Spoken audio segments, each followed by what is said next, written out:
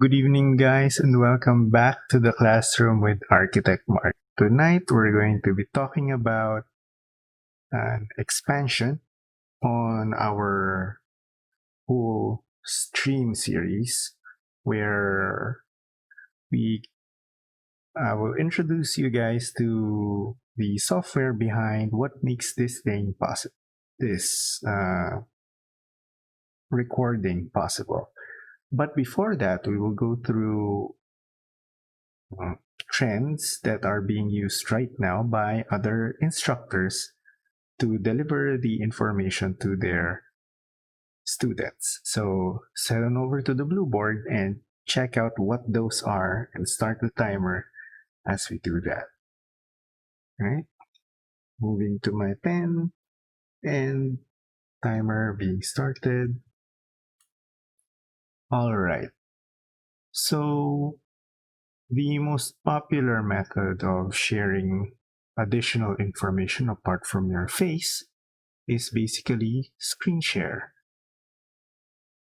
This is available on all popular conferencing apps like Zoom, which has become the go-to of almost all instructors that are on a secondary level in high school. Most high school instructors use Zoom. And then depending on the school, they can either also be using Teams from Microsoft or Google Meet. That's also one of the popular options. Alternatively, screen share is also available in Messenger, and then TeamViewer, but that's basically a different this is not really a conferencing app, but well, let's put it here anyway. Skype probably has this. This is unverified because I do not. All right, let's just try it out. We're not sure with that, but people will be using Teams, Zoom, and Meet more than likely. Now, what screen share is apart from your face. Okay, this is you on your webcam. You can also share either your entire desktop. So the entire desktop means everything that you see will be visible to whoever you're talking to or conferencing with. And then you can share also a program or an app within your desktop. So this is a much more confined way. Basically sandbox the app and then share that with with the people in your teleconference. So screen shares, basically all of these allow sharing of yourself, sharing of your desktop, and then sharing of an app in your desktop. Now, when you use the advantage of screen share is that you don't need to tell the people that you're talking to focus on the screen share input, because that's the reason why there's only one person who can screen share at a time. Whoever is screen sharing the shared item will be maximized for all the meeting attendees. So that's the primary reason to use screen share. It's very easy and quite effective. Now, another method of instruction delivery are pre-recorded videos or snippets. Now, I have actually encountered a fully produced type of lecture. You feel like you're watching something like a documentary style with a speaker on it. Or the more common one right now is a voiceover on a PowerPoint or slide presentation.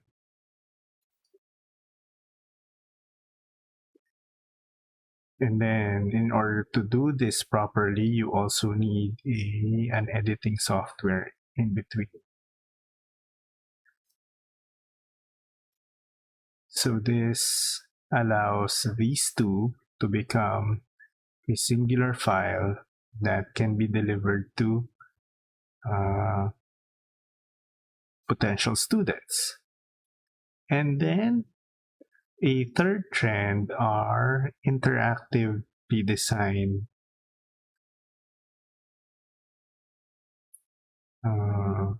lectures that are also done online.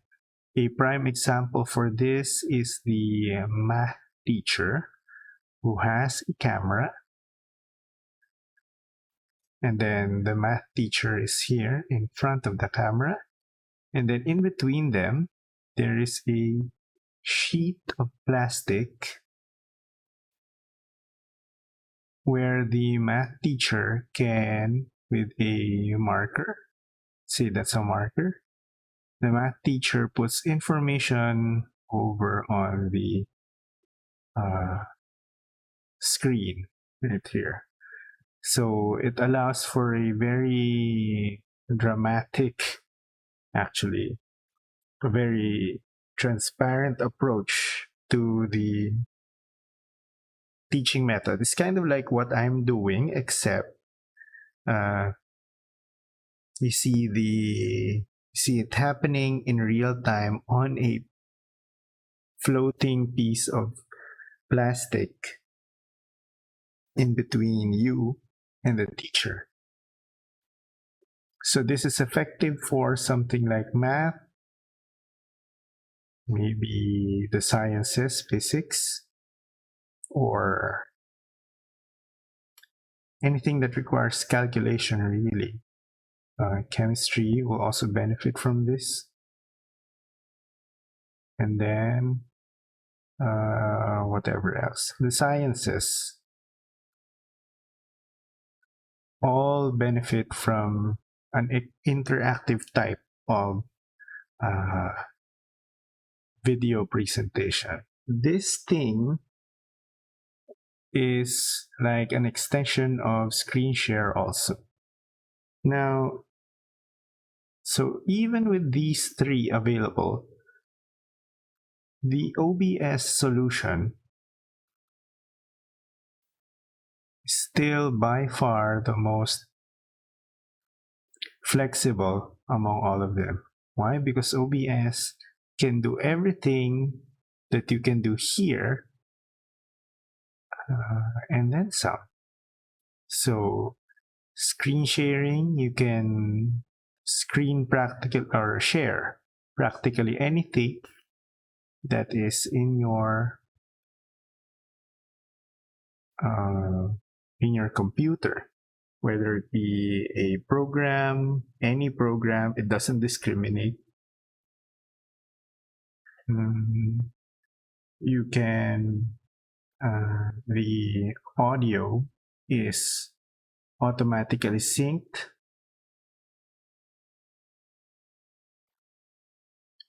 auto-sync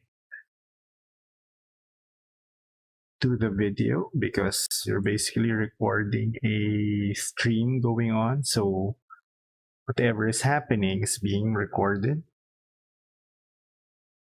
And then with some of the other functions, it can be, of course, really interactive, like how we're doing it right now. This is primarily because there is a controller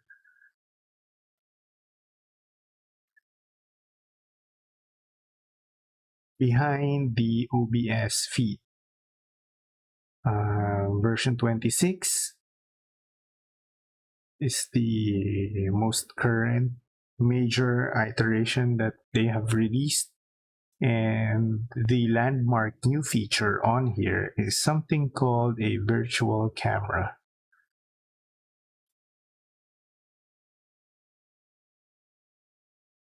Okay, when you turn this on,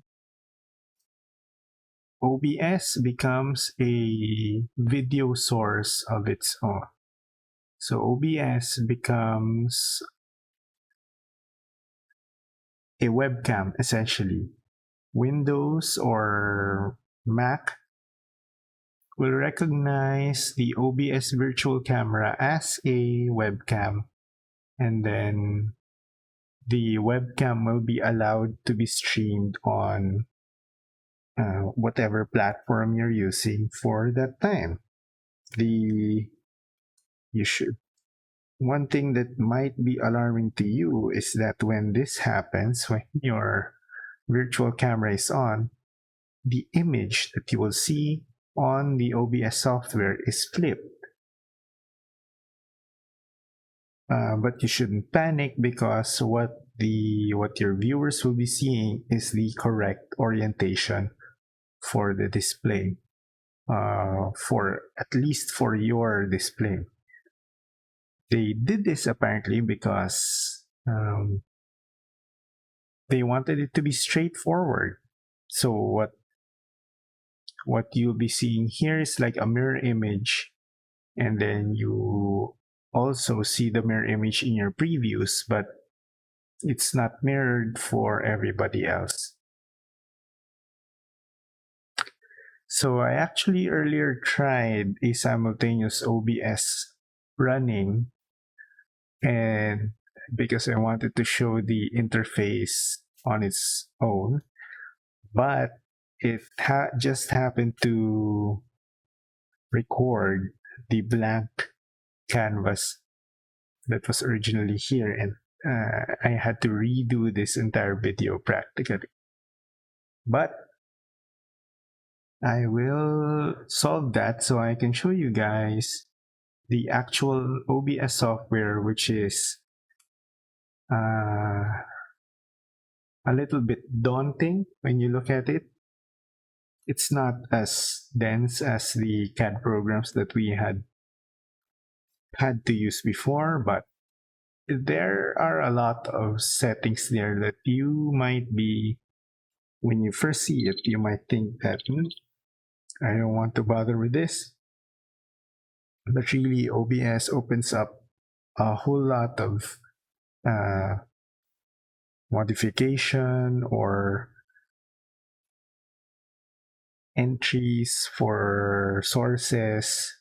It's really powerful, and you will really benefit from trying it out. The primary upside to that is that the files that are being generated by OBS are often the smallest among everything that's being saved to the cloud. It's also very high quality, because you also set that when you first try it out or are using OBS. So that's it for now. Let's stop there, and tomorrow we will dive into the program. I maybe will install just a 32-bit version so they won't cross each other up. We'll see.